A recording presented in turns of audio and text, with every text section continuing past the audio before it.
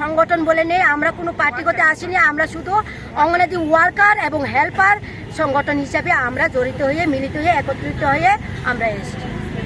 তবে আমরা জানিয়ে শুনিয়ে দিতে চাই, আমরা চাই আমাদের দাবিগুলো একটু মানব। আমরাও মনুষ্য, আমরা পশু নই, আমরা গাদার মতো কাজ করছি, কিন্তু আমাদের অনিয়ম দেওয়া হচ্ছে না। তাহলে আপনারাই দেখুন আমরা কি করব।